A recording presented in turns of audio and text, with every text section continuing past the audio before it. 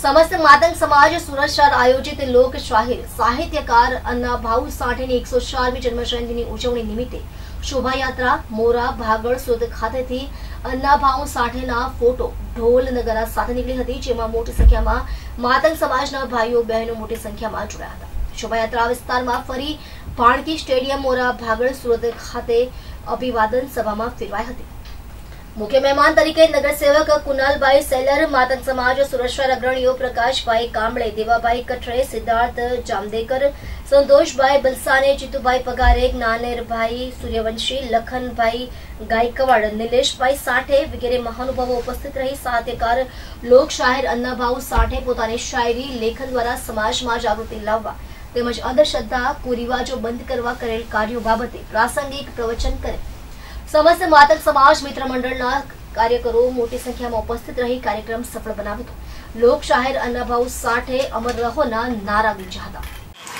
आजनी अन्ना लहुजी अन्नाभाऊ साठेना 100મી जन्म जयंती निमित्ते मोरा भागड़ अने रांदेर विस्तारमां आपणा समाजना एकत्रित थयेला तमाम समाजना लोको, समाजना आगेवानो, वडीलों, युवाओं, खास करीने हूँ आ प्रसंगे आप सर्वने एक बात कहवा मांगू छूं कि आ कोईपण महानुभाव होय, कोईपण समाजना होय, एमणे समाजने आगळ लाववा माटे एमणे पोतानो जीवननो अमूल्य फाळो आप्यो अने तेमणे एक ज वात कही हती कि तमाम युवा वर्गने, महिलाओने, आपणी छोकरा छोकरीओने भणतरमां आगळ लावे, जेथी करीने पोतानुं भविष्य उज्जवल बनावे। अपना समाज ने जो कोई आगे लावी सकते होय तो ये भणतर ज छे। એટલે ખાસ કરીને આ પ્રસંગે હું તમને ખાસ વિનંતી કરું છું કે આપણી સરકાર પણ અને નરેન્દ્રભાઈ મોદીજી આપણા વડાપ્રધાન છે, તેમણે 2001 થી પ્રવેશોત્સવ કાર્યક્રમની શરૂઆત કરી હતી। આ કાર્યક્રમ અંતર્ગત તમામ જે વિસ્તારોમાં ભણતર પોતાના બાળકોને નથી અપાવતા તેવા વિસ્તારોમાં જઈને પોતાના બાળકનું ભણતર માંગ્યું હતું।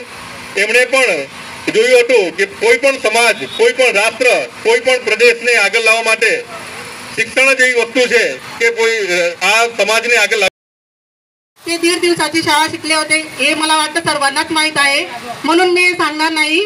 परंतु आजचा कार्यक्रम हा कशासाठी आहे हे सांगण्याचा प्रयत्न करते।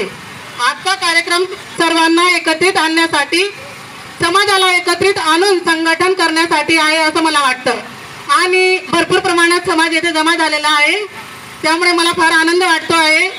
मागच्या वर्षी मोरा भागल येथे पहिल्यांदाच जयंती साजरी केली होती।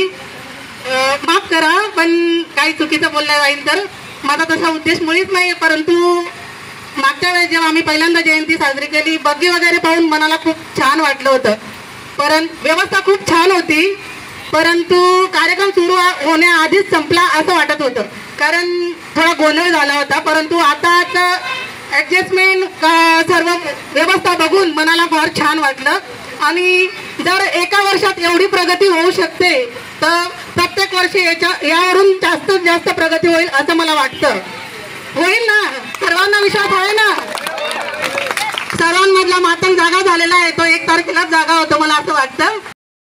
आर्थिक, शारीरिक सर्व प्रकाराने सर्वांनी जर सहकार्य दिलं तर या कार्याला फार मोठा उत्साह निर्माण होईल आणि बहुसंख्येने समाज जमा होईल आणि या समाजाचं कार्य पुढे वाढत राहील। असं प्रोत्साहन सर्वांनी करावं असं सर्वांना मी हात जोडून विनंती करतो आणि पुढच्या कार्यक्रमाला पुढच्या वर्षी याच्याही पेक्षा सर्वांनी उत्साहित होऊन आर्थिक दृष्ट्या, शारीरिक दृष्ट्या सहकार्य करावं आणि या कार्याला प्रोत्साहित करून फार मोठं आकाशाला पोहोचेल असं कार्य आपण घडवूया असं समाजानं सर्वांना शपथ घ्यायची आहे आणि संघटित व्हायचं आहे। बोला लोकशाहीर अण्णाभाऊ साठेंचा, डॉक्टर लोकशाहीर अण्णाभाऊ साठेंचा। जय मातंग, जय लहुजी, जय अण्णाभाऊ।